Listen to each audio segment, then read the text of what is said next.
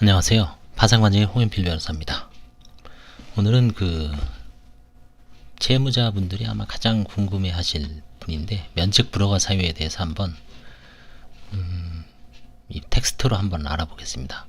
면책 불허가 사유에 대해서는 그동안 많이 다뤘지만, 이게 이제 전체적으로 한번 텍스트를 통해서 한번 쭉 정리를 해 보겠습니다. 면책 불허가 사유는 법 564조 제1항에 면책 불허가 사유를 규정하고 있는데, 개별 면책 불허가 사유의 해석을 어떻게 할 것인가는 파산 면책 제도에 대한 가치관과 밀접한 관련이 있습니다. 특전설과 갱생설. 특전설이라는 건 뭐냐면 채권자의 희생하에 채무자에게 면책이라는 특전을 주었다는 설이고요. 학설이고요. 갱생설은 면책의 목적은 파산제도의 목적은 채무자를 갱생시키는 데 목적이 있다.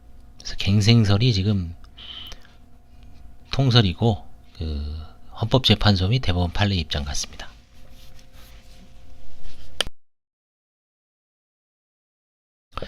한편 대법원은 면책 불허가 사유와 관련하여 면책 불허가 사유의 해석 적용은 엄격하고 신중하게 이루어져야 한다는 입장입니다. 엄격 해석이 원칙입니다.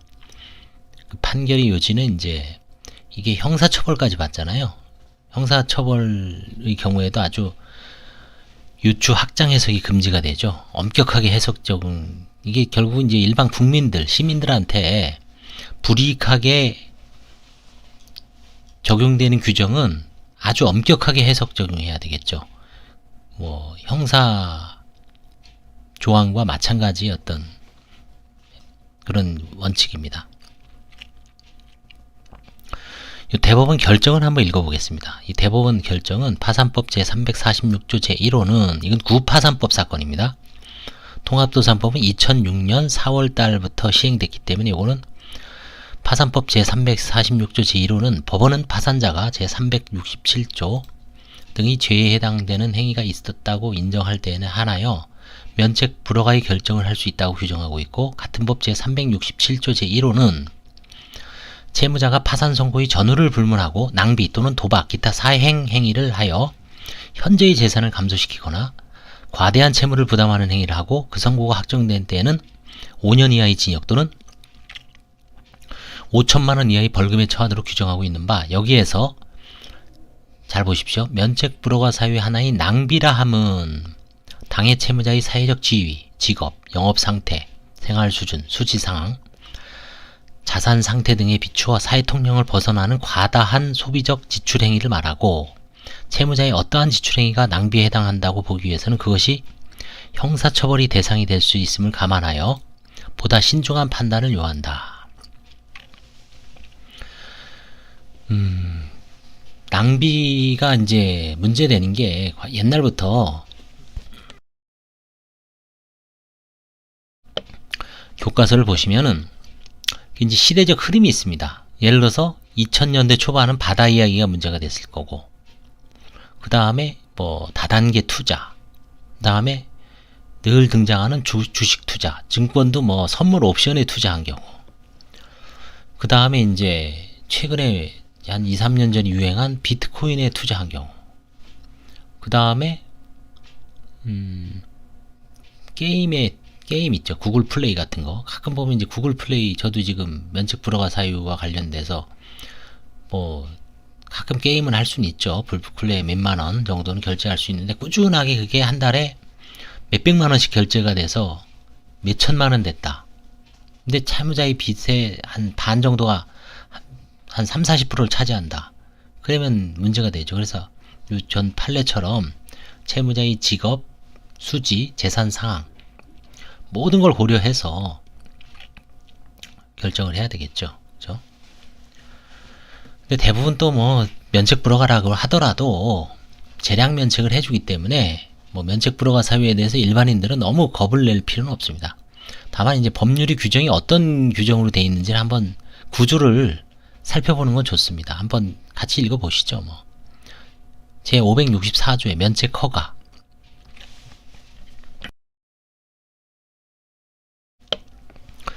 법원은 다음 각호의 어느 하나에 해당하는 때를 제외하고는 면책을 허가하여야 한다. 조문이 이렇게 돼 있죠. 허가하여야 한다. 이 1호, 2호, 3호, 4호 이 때를 제외하고는 면책을 허가해야 한다. 1항 1호 채무자가 제650조, 제651조, 653조, 제656조 또는 제658조의 제에 해당하는 행위가 있다고 인정하는 때. 2항 채무자가 파산 선고 전 1년 이내에 파산의 원인인 사실이 있음에도 불구하고 그 사실이 없는 것으로 믿게 하기 위하여 그 사실을 속이거나 감추고 신용거래로 재산을 취득한 사실이 있는 때.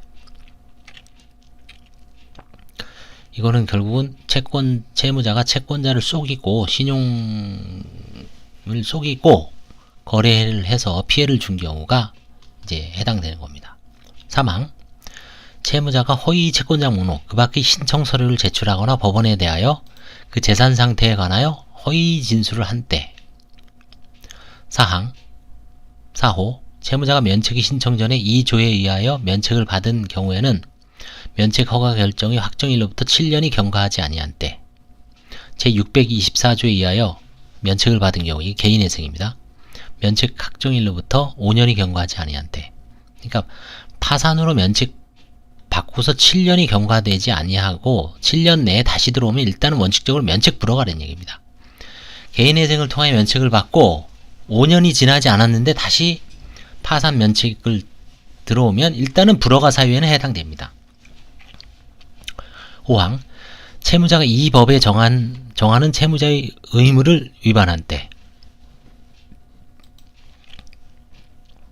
6호 채무자가 과다한 낭비, 도박, 그 밖의 사행행위를 하여 현저히 재산을 감소시키거나 과대한 채무를 부담한 사실이 있는 때. 그러니까 잘 보십시오. 있는 재산을 감소시키는 자기가 자기 재산 쓴다라고 뭐라고 하겠지만 그게 아니라 현저히 재산을 감소시키거나 있는 재산 다 떠넘었고 그걸 다 낭비 도박에 쓰는 것도 마찬가지지만 없는 사람이 구글 플레이 같은 걸 해서 뭐 100만원, 200만원, 300만원 막 결제를 해서 그냥 돌려막기 하다가 나중에 1년 후에 딱 보니까 수천만원 됐어요. 그런 경우에도 해당됩니다. 2항 법원은 제1항 각호의 면책 불허가 사유가 있는 경우라도 파산에 이르게 된 경위 그 밖의 사정을 고려하여 상당하다고 인정되는 경우에는 면책을 허가할 수 있다. 결국 이제 판사 손에 달린 겁니다. 이게 대부분 사실은 또 이제 재량 면책을 허가하고 있습니다. 아주 한 5에서 10% 정도가 이제 면책을 못 받는 경우도 있고 90% 이상은 받습니다.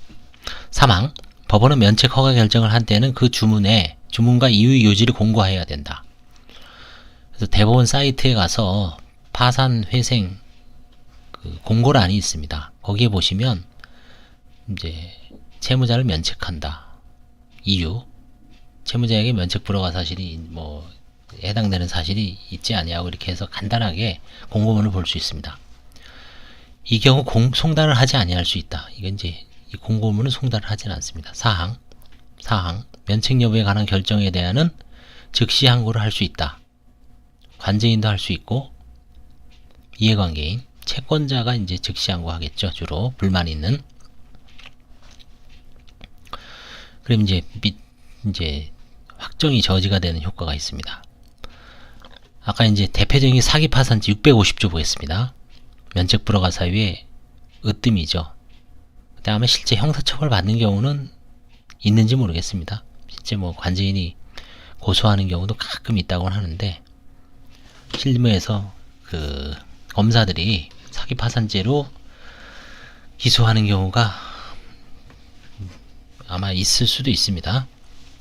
1항 채무자가 파산 선고의 전후를 불문하고 자기 또는 타인이 이익을 도모하거나 채권자를 해할 목적법입니다. 목적으로 다음 각호의 어느 하나에 해당하는 행위를 하고 그 파산 선고가 확정된 데에는 10년 이하의 징역 또는 1억 원 이하의 벌금에 처한다.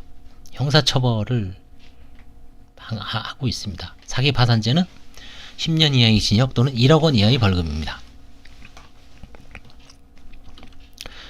1호 그럼 어떤 행위를 해야지 사기 파산죄냐? 1호 파산재단에 속하는 재산을 결국 채무자의 재산을 은닉 또는 손괴하거나 채권자에게 불이익하게 처분을 하는 행위.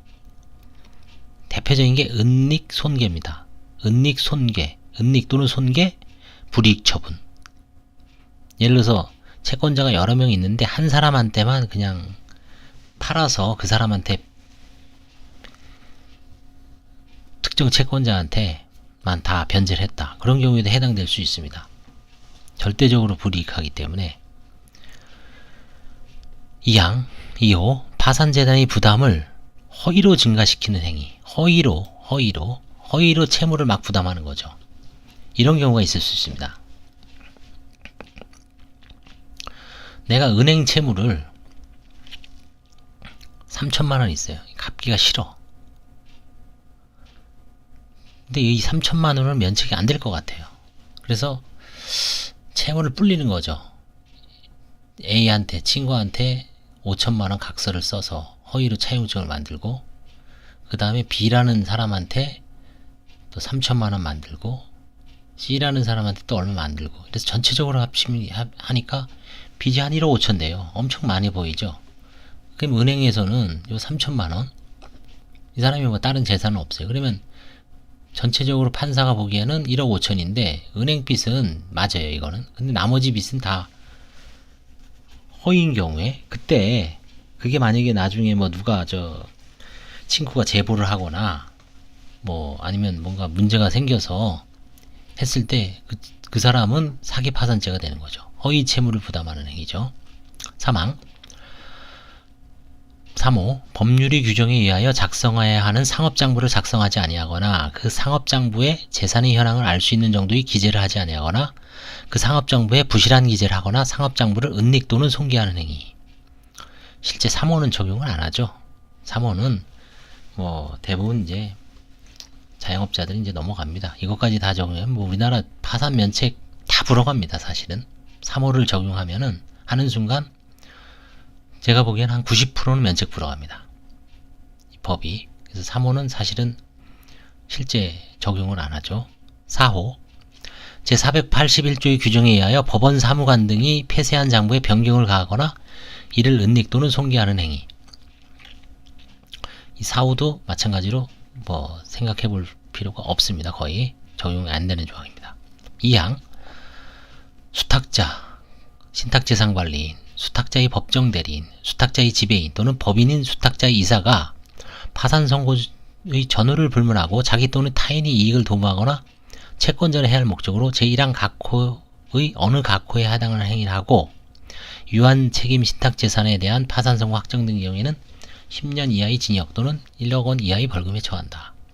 이건 이제 주로 신탁재산과 관련된 거를 처벌하기 위해서 이제 조항을 뒀는데, 실제 신탁재산과 관련돼서는 어떤 사례가 있는지 아직 뭐 형성된 사례가 없기 때문에, 문제되는 사례가 없기 때문에 교과서에서도 거의 없습니다. 그냥 조문만 딸랑 있어요. 앞으로 이제 좀 뭔가 케이스가 쌓여야 되는 거고, 과태파산죄도 이제 이건 좀 가벼운 죄입니다. 앞에 거보다. 621조 과태파산죄. 아까 650조는 뭐라 그랬습니까? 사기파산죄입니다. 이거는 과태파산죄입니다. 태가 태만할 때 태자예요. 1항 채무자가 파산 선고의 전후를 불문하고 다음 각호의 어느 하나에 해당하는 행위를 하고 그 파산 선고가 확정된 이후 그 채무자는 5년 이하의 징역, 사기 파산죄는 10년 이하의 징역이죠. 이건 절반입니다. 그나마 5년 이하의 징역 또는 5천만원, 사기 파산죄는 1억 원이었죠. 5천만원 이하의 벌금에 처한다. 1호 파산의 선고를 지연시킬 목적으로 신용거래로 상품을 구입하여 현재의 불이익한 조건으로 이를 처분하는 행위. 이건 깡을 얘기하죠. 2호 파산의 원인인 사실이 있음을 알면서 어느 채권자에게 특별한 이익을 줄 목적으로 한 담보의 제공. 제가 그 부인권 행사 요 앞전에 녹화한 부인권 행사에서 얘기했죠. 담보 설정 행위. 그 부인권 대상이 되지만 이게 뭐 과태파산죄 형사범죄입니다. 사실은.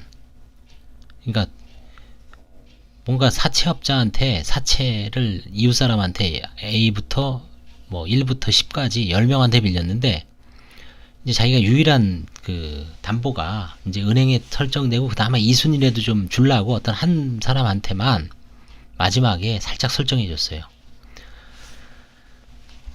그렇죠. 그 사람에게만 특별한 이익을 줄 목적으로 한 담보를 제공했죠. 그렇죠? 이게 과태파산죄입니다. 전형적인. 그 다음에 채무의 소멸에 관한 행위, 변제 행위라는 거죠. 행위로서 채무자의 의무에 속하지 아니하거나 그 방법 또는 시기가 채무자의 의무에 속하지 않은 행위. 예를 들어서 변제기가 도래하지 않는데 이제 곧 망하니까 그 채무를 미리 딱 변제를 하는 겁니다. 대표적인 그런 경우죠. 3호. 3호도 이제 아까 법률이 규정에 의해 작성해야 하는 상업장부를 작성하지 아니하거나 그 상업장부의 재산의 현황을 알 수 있는 정도의 기재를 하지 아니하거나 상업장부에 부정의 기재를 하거나, 아까 그 사기파산죄에 나온 것보다 조금 행위 정도가 좀 약한 겁니다. 그 상업장부를 은닉 또는 손괴하는 행위. 제481조의 규정에 의해 법원 사무인이 작성한 장부의 변경에 관한 이를 은닉 또는 손괴하는 행위. 2항 수탁자, 신탁재산관리인, 수탁자의 법정대리인, 수탁자의 지배인 또는 법인인 수탁자의 이사가 파산선고의 전호를 불문하고 제1항 각 호의 어느 하나에 해당하는 행위를 하고 유한 신탁재산에 대한 파산선고가 확정된 경우에는 5년 이하의 징역 또는 5천만 원 이하의 벌금에 처한다. 이건 신탁재산에 대해서 이제 그 처벌하기 위한 조항인데요. 뭐 실제 사례는 없습니다. 그래서 이거는 다뤄지지는 않습니다. 실무에서는. 앞으로는 어떻게 될지 모르겠습니다만. 658조가 아주 중요한 조항입니다. 이게 진짜 뭐 관제인 입장에서는 엄청 강력한 조항입니다. 사실 658조 조문도 외우고 있으십시오. 658조 설명 의무 위반죄입니다. 제321조 및 제578조의 7에 따라 설명의 의무가 있는 자가 주로 이제 채무자입니다. 설명의 의무가 있는 자가 정당한 사유 없이 설명을 하지 아니하거나 허위 설명을 한 때에는 1년 이하의 징역 또는 1천만 원 이하의 벌금에 처한다.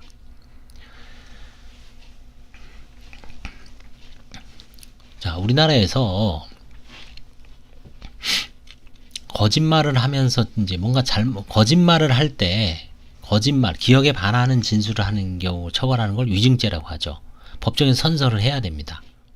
위증죄. 그 다음에 허위 감정죄, 감정인, 허위 통역죄.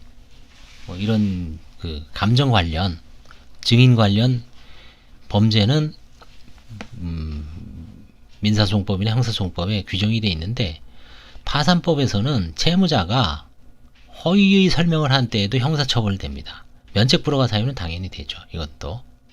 그래서 아주 강력한, 이걸 아마 파산법의 실효성을 담보하기 위해서 관제인의 어떤 업무라든가, 왜냐면 진실을 담보하기 위해서 형사처벌 규정을 둔 걸로 볼 수 있습니다.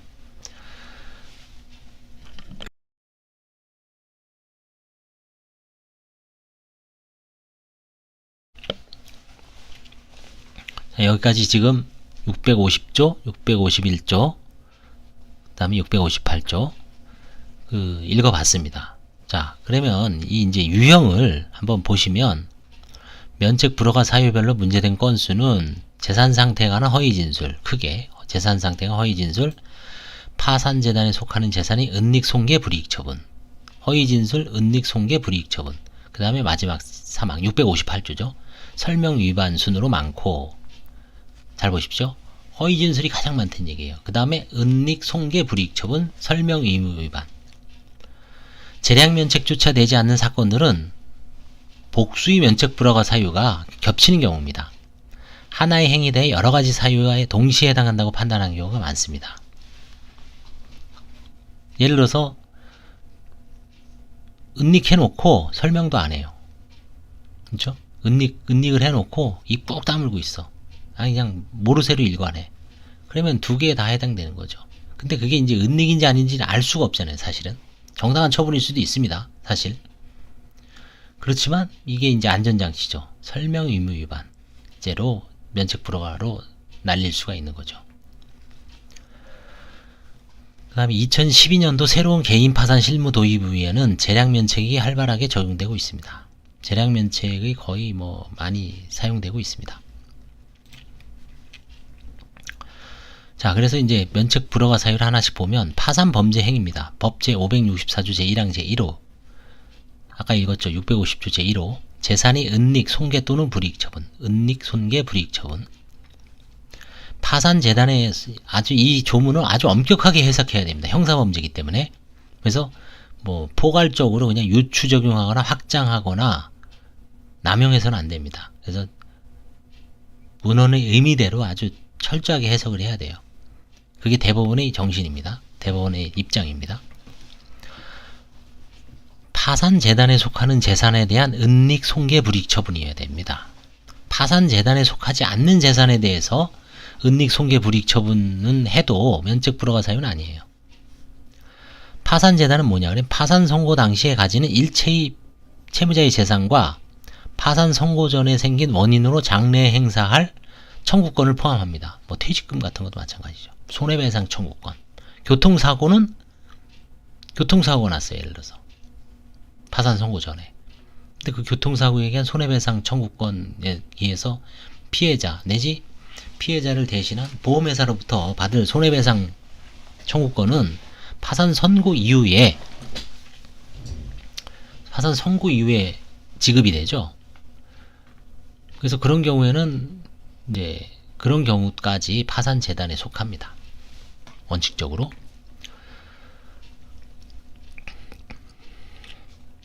그 다음에 압류금지 재산 있죠. 임차보증금 일정 금액. 서울을 기준으로 하겠습니다. 현재 3,700입니다. 그 다음에 보험 해약환급증 일정 금액 150만원입니다. 은닉, 손괴, 불이익 처분하여도 면책 불허가 사유에 해당되지 않습니다. 무슨 얘기냐면 내 임차보증금이 3,700만원이 있습니다. 지금 서울에 살고 있는데 너무 생활이 어려워서 3,700만원 중 2,400, 2,000만원에 월세 30만원을 일단 옮기고 그 1,000만원으로 어머니의 수술비에 사용을 했습니다. 그리고 나서 이제 몇 개월 후에 파산 면책 신청을 했어요. 근데 그 3,700만원 어떻게 됩니까? 민사집행법상 압류 금지 재산입니다. 원래는 파산 면책 신청을 하더라도 파산재단이 아니에요. 파산재단 채무자의 재산이지 파산재단에 들어올 수 없는 재산입니다. 파산재단에 들어올 자격이 없어요. 출입 금지입니다.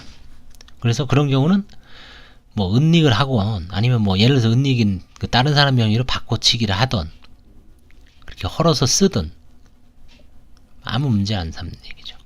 면책 불허가 사유에 해당되지 않습니다. 그런 경우는. 그다음에 은닉이 뭐냐? 은닉은 이제 숨기는 거죠. 강제집행 면탈자의 허위 양도. 허위로 양도하는 거예요. 짜고서 다른 사람과 짜고 일단 옮겨놓자. 대신 이건 내 거다. 나중에 면책받고 이제 뭐 아니면 저 사람 명의로 해놓고 자기가 권리 행사를 하는 경우죠. 허위 양도.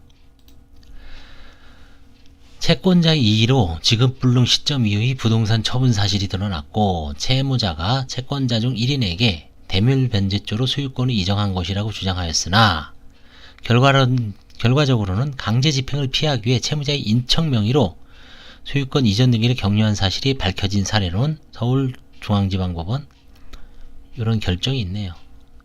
이게 결국은 드러납니다. 이렇게 채권자가 이제 그러니까 앞으로는 문제가 뭐냐면 2020년 2월부터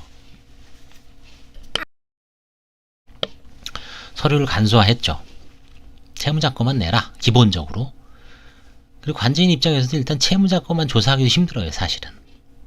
근데 뭐 거기다가 뭐 부모, 그 자식, 배우자 거. 배우자는 약간 특수성은 있지만 뭐 좋습니다. 채무자하고 배우자 거까지는 어느 정도 조사를 해요. 근데 자녀, 부모, 살아있는 생전의 부모, 자녀까지는 조사하기가 되게 힘듭니다.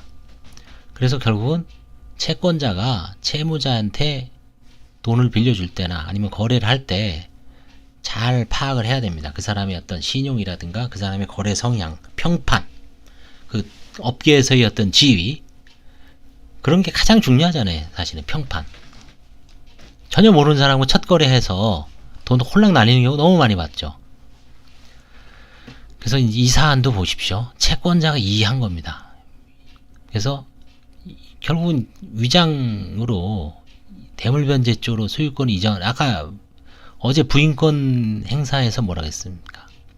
상당한 가액으로 대물변제 쪽으로 채무를 변제하는 것은 부인권 행사의 대상이 되지 아니한다. 그러니까 이제 관제인도 아마 이거 어떻게 할 수 없었을 거예요. 빚 대신 갚은 겁니다, 사실은. 근데 결과론적으로 나중에 보니까 채무자의 인척, 허위 채무자죠. 허위 채권자죠. 소유권 이전이 격려한 사실이 나중에 밝혀졌습니다. 채권자의 이의로. 이게 전형적인 은닉입니다.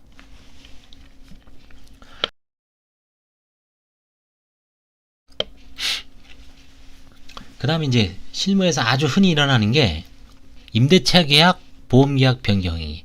임대차 계약은 제가 보기에는 이제 상대적으로 이 서울의 어떤 주거 비용이라든가 이런 게 워낙 올라가갖고 뭐 임대차 계약은 전부 거의 대출이죠. 그래서 이제는 좀 흔하지는 않습니다만 있을 수는 있습니다. 보험계약 변경은 아주 많습니다. 거의 이제 일상화되어 있다라고 봐도 무리가 없을 정도로 뭐 일단 원칙적으로 변경해고 들어오고 아니면 말고 이런 식의 어떤 행태를 지금 보이고 있습니다. 지급불능에 빠진 상태에서 임차보증금 반환 청구권 1억 2천만원 상당을 장인에게 양도하고 장인이 이를 다시 자신의 아들 채무자의 처남에게 양도하였고 이중 양도죠. 한 번 양도, 두 번 양도. 그 아들이 자신을 임차인으로 하여 채무자의 임대체계약 같은 내용의 임대체계약을 체결한 사례로는 이게 이제 서울중앙법원, 지금 현재 서울해생법원이죠. 이런 게 이제 결국 발견된 거죠. 은닉, 손괴, 불이익 처분은 뭐냐? 은닉, 손괴에 준하는 행위여야 하므로 모든 채권자에게 절대적으로 불이익한 행위여야 됩니다. 예를 들어서 증여, 뭐 부동산을 아들에게 넘긴 겁니다. 처에게 넘깁니다. 증여. 불이익한 처분이죠. 자기 채무가 지금 파탄 상태에서. 그 다음에 현재의 부당한 가격으로의 매각, 아주 염가. 이것도 불이익한 처분으로 면책 불허가 시킬 수가 있습니다. 부인권 행사는 뭐 당연하지만 부인권 행사를 안 하고 면책 불허가를 시킬 수도 있습니다. 이런 경우가 있어요. 잘 보십시오. 증여를 해서 증여를 일단 해놔요. 증여를 한 다음에 증여를 한 상태에서 아들한테 증여를 한 상태에서 아들이 잽싸게 그걸 팔아먹습니다. 그럼 아들한테 그 이익이 있다고 보고 아들한테 소송을 할 수도 있는데 아들이 아무 재산이 없어요. 그 팔아먹은 재산도 현금화해서 뭐 다른 사람 명의로 해놓으면 알 수가 없죠. 그런 경우에 결국 면책 불허가 시킬 수밖에 없습니다. 부인권 행사도 안 돼요. 제가 지금 하고 있는 사건 중에 이제 예를 들어서 아까도 말씀드렸지만 배우자한테 일단 5억짜리 집을 빌라를 2억 5천만 원에 넘겨놓습니다. 명분은 이혼, 바로 협의 이혼해요. 재산분할 청구권. 그 다음에 바로 한 달 후에 정상적인 가격으로 다른 사람한테 넘깁니다. 5억에 팔아요. 그리고 나머지 결국 그 이익은 전부 배우자가 갖고 있는 거죠. 그러니까 재산분할의 어떤 상당성에 반하니까 부인권 행사를 할 수 있죠. 근데 배우자가 개털입니다. 아무것도 없어요. 그 돈을 어디다 짱 박아놨어요. 그럼 그때 부인권을 행사해도 그 산 사람들이 선이면은 관제인은 소송에서 집니다. 결국은 그 부당한 이득을 갖고 있는 전 남편한테 소송을 해야 되는데 소송하면 어떻습니까? 이길 수 있죠. 이기면 뭐합니까? 휴지 조각이지. 그럼 그런 경우는 소송을 굳이 뭐 수개까지 해서 악착같이 할 필요가 없습니다. 이겨봐야 다 허당입니다. 아예 빼돌리려고 마음먹은. 그럴 때 뭐냐면 요거를 싹 쓰면 됩니다. 불이익 처분. 아유 그냥 불이익 처분으로 날리는 거죠. 불허가 시키고 끝. 부인권 행사도 실효성이 있어야 하는 거지. 실효성 없는 그렇죠? 의미가 없습니다.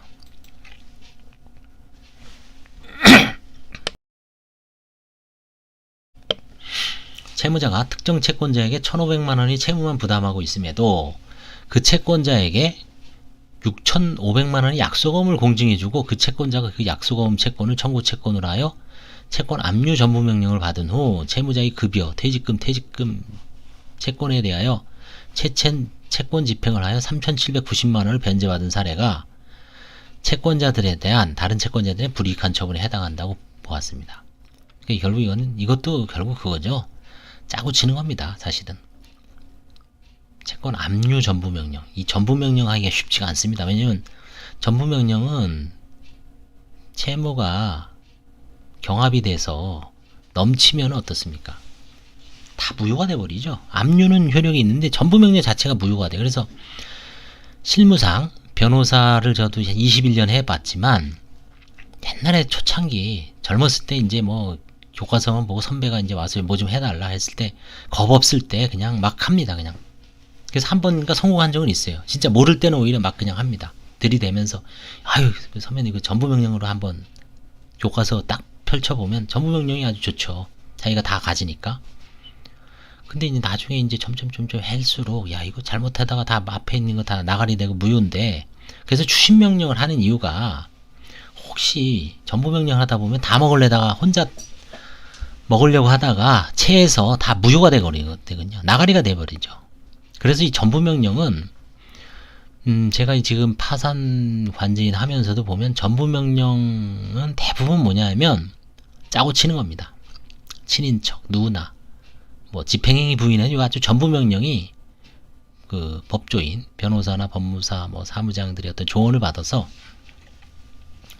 전부 명령을 해서 낚아채는 경우가 많습니다. 그래서 전부자가 파산해서 전부자가 들어간 경우는 뭔가 이제 아주 깊은 의심을 해봅니다. 이런 사례가 발견돼서 이것도 불이익 처분에 해당한다고 본 사례 중앙법원에서 있었다고 합니다. 반면에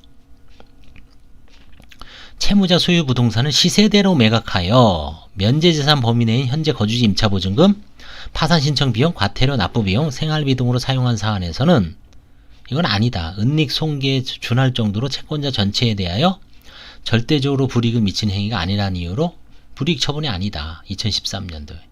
저도 이런 사례를 본 거 있어요. 구로구에 있는 어떤 분인데 1억 2천인가?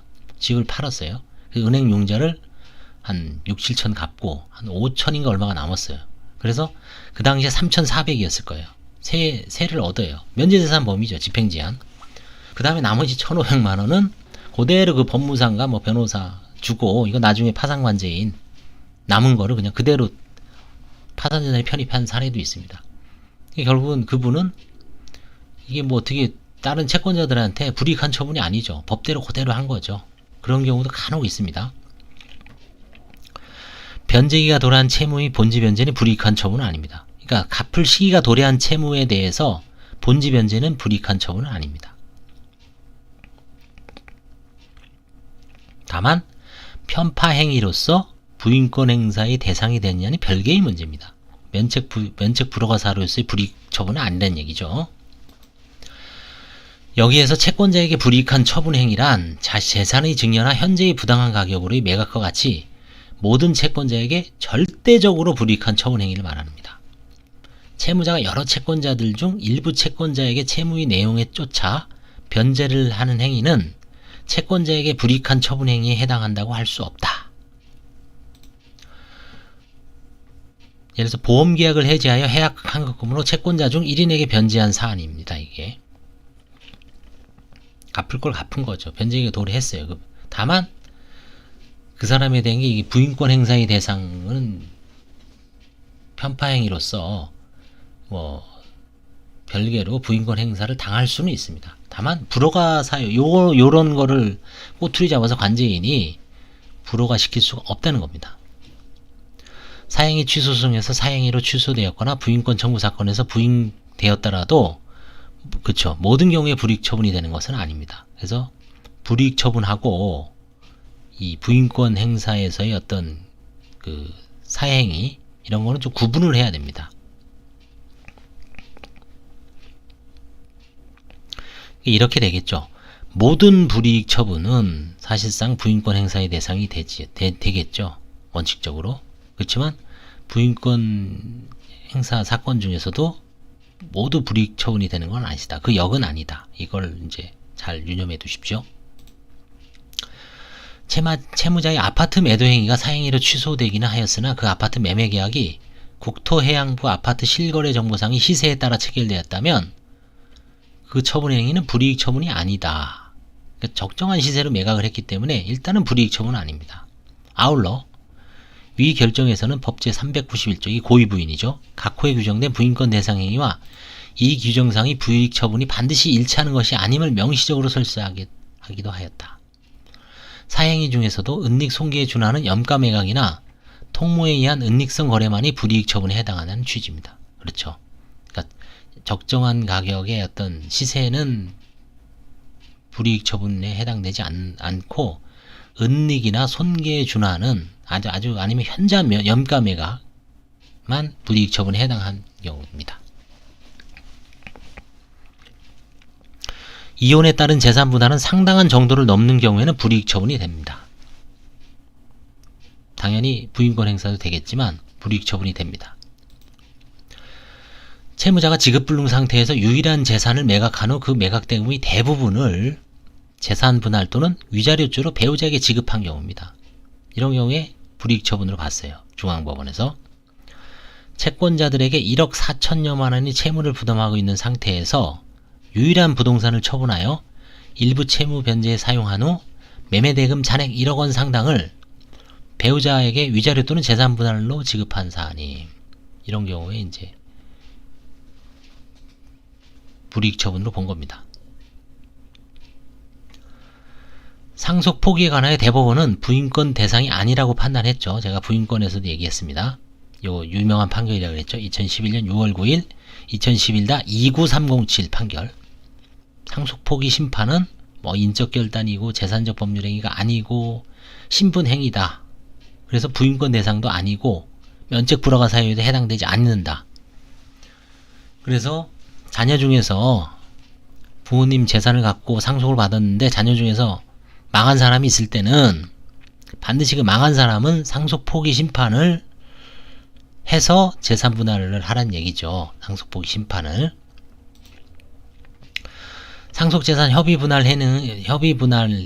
상속재산 분할 협의는 사행위 취소의 대상이므로 면책 불허가 사유에 해당되고 부인 대상도 됩니다. 그래서 상속재산 분할 협의로서 그 자기 지분을 포기하는 것은 멍청한 짓이란 얘기죠. 나중에 관제인한테 시달릴 수가 있습니다. 그래서 상속 포기를 이제 요즘은 조금 하는 경향도 있지만 아직은 뭐 많이 안 하는 것 같아요. 개별 재산에 대한 상속재산 분할 협의 과정에서 자신이 지분을 포기한 행위는 불이익 처분에 해당합니다. 불이익 처분에 해당해요. 면책 불허가 사유도 받을 수도 있고,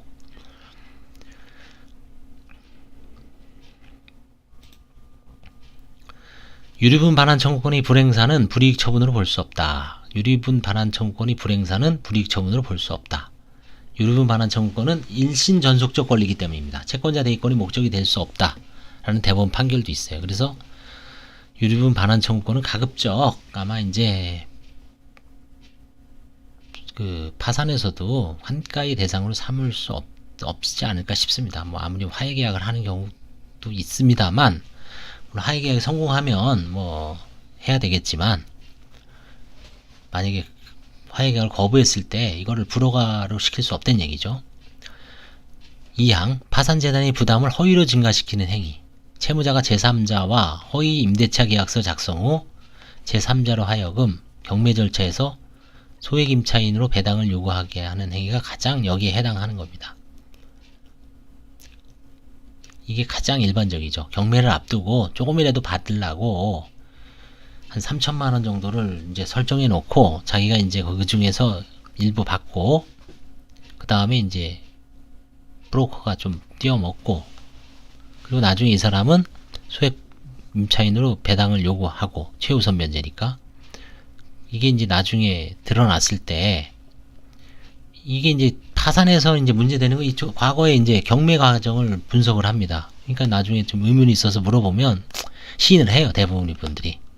근데 이미 경매는 다 끝나고 한 3, 4년 전에 있었어. 2, 3년 전에. 근데 이분은 채무가 지금 너무 많어. 너 그것 때문에 면책 불허가 시킬 수도 있지만, 그때는 이제 대부분 재량 면책을 합니다. 임의경매 신청 직전 가장임차인을 착출하여 소액임차인으로 배당을 요구하게 한 사안에 대하여 불이익한 처분을 적용한 사례가 인천지방법원에 있었습니다. 2009 하단 3548 결정. 그 다음에 사망, 신용거래 구입상품이 불이익 처분 651조 제1호. 이건 이제 깡 하는 겁니다. 깡. 자동차 깡도 많이 하죠 요즘. 자동차 깡, 뭐 카드 깡, 무슨 뭐 또 물건 구입해서 그 패대기 치는 거 있죠. 그것도 깡이죠 일종의. 그것도 뭐 이제 신용카드로 물건을 구입한 다음에 현물로 갖다 주고 이제 현찰로 박치게 하는 거죠. 아니면 아예 중고로 그냥 매각을 해서 그런 시장도 존재하는 것 같습니다.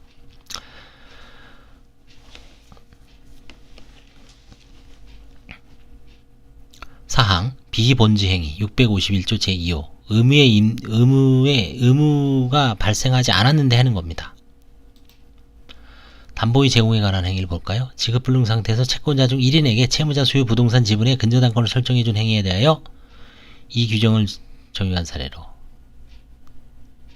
면책 불허갑니다. 이거 부인 대상은 당연한 거고요. 면책 불허가 사유에도 해당됩니다. 채무의 소멸에 관한 행위, 변제, 대물변제. 채무자가 지급불능 상태에서 채무변제죄로 개인 채권자 일부에게 일식집 임차보증금과 운영권을 양도한 사례로는 서울중앙법원 사례가 있었습니다. 이것도 일종의 대물변제죠. 대물변제, 채무변제죄로. 채무자가 지급불능 상태에서 특정 채권자에 대한 채무변제를 그 소유의 아파트에 관한 소유권을 이전한 사례로 있습니다. 면책 불허가 사유입니다. 면책 불허가 사유 겸 부인권 행사가 가능하겠죠. 근데 이제 부인권 행사가 실효성이 없는 경우가 있다 그랬죠. 아까. 예를 들어서 이렇게 넘겨간 사람이 벌써 작업을 딱 해서 근저당 빡 쳐놓고 그다음에 또 아예 팔아먹은 경우 나 몰라라. 그냥 면책 불허가로 나가리 시키고 끝내야 됩니다. 재산 환가는 불가능합니다.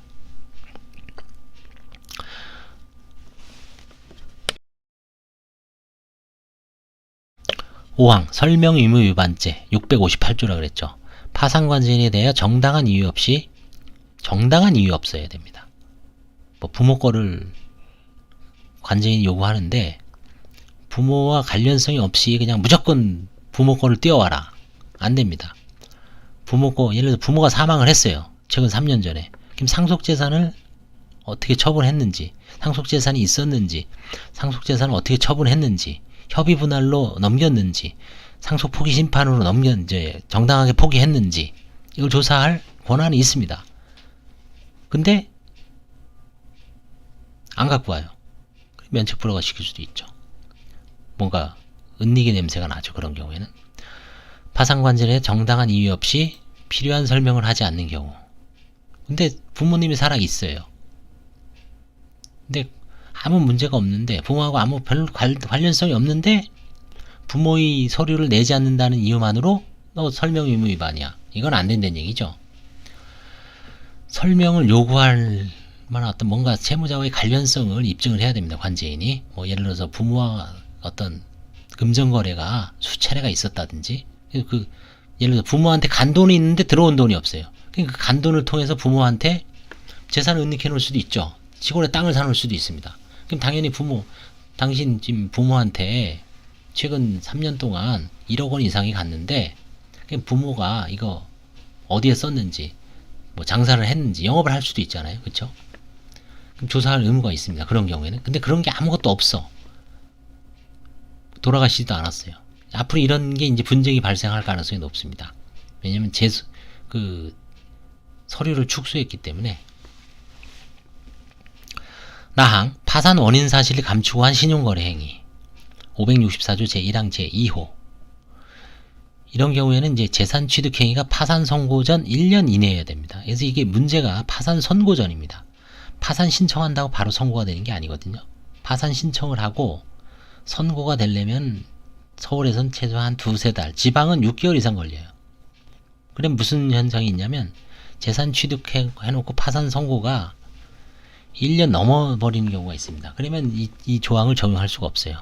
그래서 일본에서는 파산 개시 결정 전 1년, 우리나라도 이걸 좀 바꿔야 됩니다. 파산 선고가 아니라 파산 신청 전, 이런 식으로 바꾸면은 이제 신청은 날짜가 딱 픽스가 되죠. 파산 선고는 언제 될지 몰라요. 법원 사정에 따라서 고무줄이에요.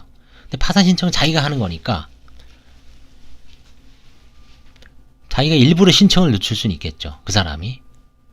근데 그거는 이제 뭐 별개로 이제 조사를 해야 되는 거고, 이 조항을 적용하기가 조금 엄격하지가 문제가 있기 때문에 일단 보겠습니다. 재산 취득 행위가 파산 선고 전 1년 이내일 것, 파산 원인 사실일 것, 그러니까 뭐 신용불량이라든가 뭐 경제적 파탄 상태가 있어야 되는 거고, 그다음에 파산이 원인인 사실을 속이거나 감출 것. 야, 나 지금 파산 중인데 돈 좀 빌려줘라. 그럼 빌려주겠습니까? 이걸 아주 감추는 거죠. 뭐 아직 사업도 잘 되고 정상적으로 이자도 내고 있습니다.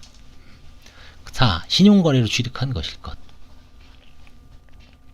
형법상 사기죄로 처벌받은 경우 이에 해당하는 경우가 많을 것이다. 사기 행위로 재산 취득한 시점이 파산 선고 전 1년 이전이어야 합니다. 그래서 1년 넘어버리면은 이거 처벌할 수가 없어요. 이 조항을 적용해서 면책 불허가 시킬 수가 없습니다. 다 허위 서류 제출 및 허위 진술 546조 제1항 고의가 있어야 됩니다. 허위로 내가 관제인한테 아니면 법원에 제출한다는 고의가 있어야 됩니다. 고의가 없고 실수로 깜빡 잘못해서 그런 경우는 뭐 조항에 적용할 수가 없습니다. 그 다음에 채무자가 본인이 재산 상태에 대한 허위 진술에 제한합니다.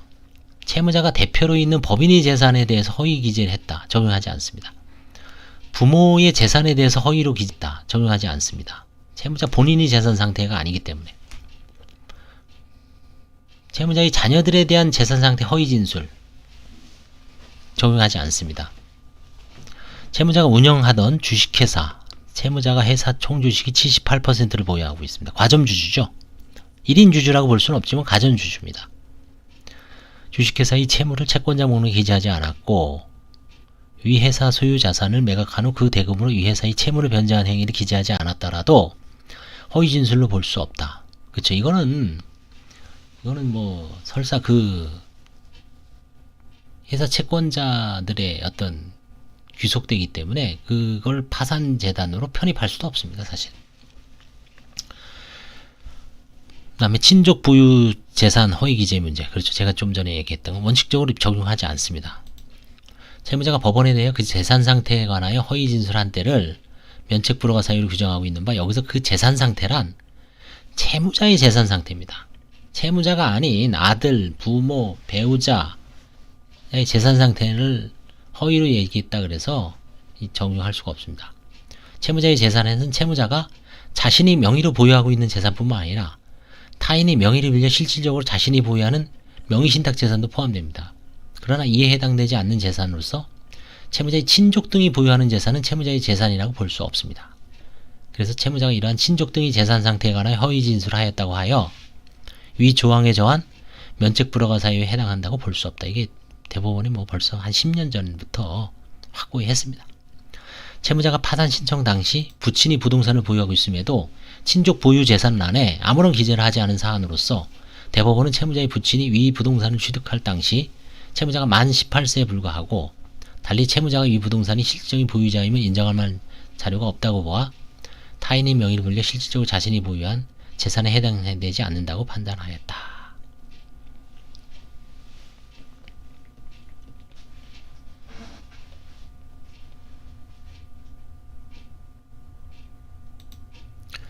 그 다음에 허위 신청 서류.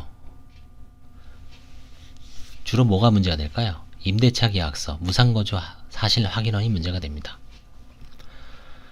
배우자 명의 임차보증금 4억 5천만원 임차주택, 사실상 채무자의 소유로 밝혀짐에 거주하고 있음에도 임차보증금 1억 원으로 기재된 허위 임대차 계약서를 제출한 경우에 대하여 이 규정을 적용한 사례로는 있습니다. 자녀 명의 임차보증금 3천만원의 주택에 거주하고 있음에도 지인이 임차한 주택에 무상거주하고 있다고 하면서 그 지인 명의 허위 임대차 계약서, 허위 무상거주 사실 확인원, 인간증명서를 제출한 경우에 대하여 이 규정을 적용하고 있습니다. 이런 경우에 이제 뭐 일종의 이제 재산 은닉은 아닌데 뭐 면책 불허가 사유는 아마 복합 사유일 수도 있습니다. 재량 면책을 해주죠 보통. 과다한 낭비, 도박, 기타 사행 행위. 이게 법 564조 1항 6호입니다. 이 낭비는 이제 주식 투자, 그쵸? 옛날부터 문제가 됐습니다. 다단계, 기타 모험적 거래, 뭐 선물, 옵션, 그 다음에 최근에 비트코인, 그 다음에 뭐 구글 플레이, 도박이죠. 채무자가 가정주부로서 거액의 채무를 부담한 상태에서 매월 거액의 현금 서비스 이용, 골프장, 골프 연습장 이용, 고가의 의류 구입 등으로 채무를 발생시킨 사례로는 가정주부로서 거액의 채무를 부담한 상태에서 이렇게 이제 현금 서비스 쓰고 골프장 뭐 여자들이 카드 쓴 내역 쭉 보면 나오죠. 면책 불허가 사유. 근데 지금 뭐 카드를 사실 조사를 안 합니다. 카드 뭐 진짜 면책 불허가 시키려고 의도적으로 조사하면 모를까? 카드 조사를 하면 할수록 사실 안 좋은 거면 튀어나오죠. 재량 면책. 이제까지 면책 불허가 사유가 이제 해당되는 사람이 있을지라도 법원은 제1항 각호의 면책 불허가 사유가 있는 경우라도 파산에 이르게 된 경위, 그 밖의 사정을 고려하여 상당하다고 인정되는 경우에는 면책을 허가할 수 있다. 이게 재량 면책입니다. 그래서 재량 면책에서 이제 고려하는 사유, 이게 이제 가장 일반인들 입장에서는 재량 면책, 내가 면책 불허가 사유가 해당되지만 그래도 재량 면책의 희망이 있지 않을까라는 측면에서 한번 이 사안을 보십시오. 근데 거의 아전인수라고 하더라도 희망을 가질 필요는 있습니다. 행위 또는 사안이 경중을 따져야 됩니다. 경하냐 중하냐. 아까 임대차 계약서, 무상거주 확인서 이제 위조했죠. 근데 위조해봐야 나중에 살펴보니까 아들 명의 보증금 3천만원 빼니 안 돼요. 면제재산이야. 원래 그 3천만원도 옛날엔 자기 돈이었어. 근데 채권자들이 하도 시달리게 하니까 아들 명의로 3천만원 옮겨놓고 그 다음에 와서 이제 아들 며느리 보기가 창피하고 아들한테 좀 저거 하니까 친구 집으로 살짝 옮겨놨어요. 주소를. 그리고 나서 이제 무상거주 확인서라고 해서 띄워놔서 제출했는데 나중에 보니까 결과론적으로는 그 임대차 계약서하고 무상거주 확인서가 위조죠. 위조 내지 허위 서류인데 경중을 놓고 봤을 때 재산을 은닉하려고 한 건 아니죠. 그런 경우에는. 근데 아까 좀 전에 본 4억 5천만 원짜리 배우자 명의로 돼 있는데 1억 원짜리 전세 산다고 했던 거는 그 배우자의 어떤 기여도를 감안했더라도 최소한 2억 정도는 환가할 가능성도 있고 아니면 그 4억 5천이 전부 채무자의 돈일 수도 있죠. 그런 경우에는 재산을 빼돌려는 의도가 명백하죠. 그래서 비슷한 사례라도 경중을 따져야 됩니다. 임대차 보증금 4억 5천짜리는 돈을 하나도 안 내놓고 아니면 조금 그냥 1억으로 땡 칠라고 하는 의도가 보이죠. 근데 그 3천만 원 하고 친구 집으로 이렇게 위조한 거는 빼돌려도 3천은 빼돌린 게 아니라 그랬잖아요. 그렇죠? 그런 경우에 그냥 뭔가 목적이 시달림을 방지하기는 목적이니까 경중을 따집니다. 그다음 채무 발생 원인과 증가 경위를 따지죠. 사업을 하던 분인지 아니면 뭐 장애가 발생해서 아니면 배우자의 실직, 도박인지 아니면 자기는 하나도 안 쓰고 그냥 보증만 채무만 딸랑 썼는데 나중에 주채무자가 망했을 때 억울하잖아요. 그렇죠? 그런 경우는 답은 이제 재량 면책이죠. 설사 면책 불허가 사유에 해당되는 사유가 있다 치더라도 채무자와 가족들이 현재 생활 정도를 또 따지죠. 면책 불허가 사유가 있다 하더라도 지금 보니까 뭐 도저히 생활 형편이 안 좋다. 기초생활 수급자고 차상위 수급자고 한부모 가족이고 그 다음에 뭐 장애가 있고 병이 걸려 있고 수술을 해야 되고 엎친 데 덮친 격이다. 그런 거 다 고려를 하죠.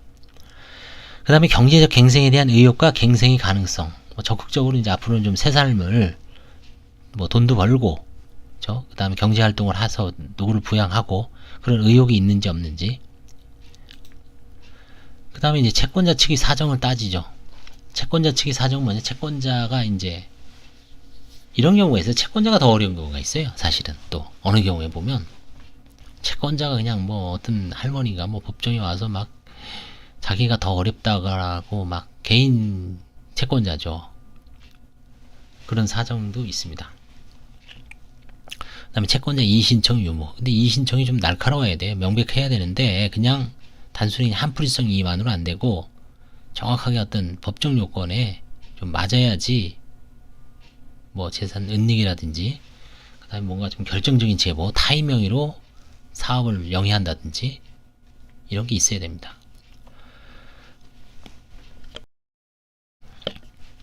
채권자들이 손실 전부 여부. 이게 이제 중요하죠. 이게 가장 중요합니다. 예를 들어서 면책불허가 사유가 있어요. 근데 본인이 뭐 일부 아니면 다른 가족들이 도움 아니면 수익자와의 하해 계약을 통해서 채권자들이 손실이 일부라도 전보됐느냐 여부도 중요하죠. 그 다음에 면책으로 인한 채권자들이 불이익 정도, 그 다음에 면책불허가 사유로 구성하는 행위에 대한 채무자의 관여 정도, 면책불허가 사유 발생 시점과 파산 신청 시점 사이 시간적 간격, 비교적 최근에 벌어졌느냐 아니면 먼 옛날에 이루어졌느냐, 파산관장의 선임 사건의 경우 환가 배당이 이루어지는지 여부, 파산관장의 조사에 성실하게 응했는지 여부, 이런 거를 재량면책으로 고려를 하고 있습니다. 법원에서 고려를 하는 거죠, 뭐. 그래서 오늘 이제 그 면책불허가 사유를 봤는데요. 면책불허가 사유가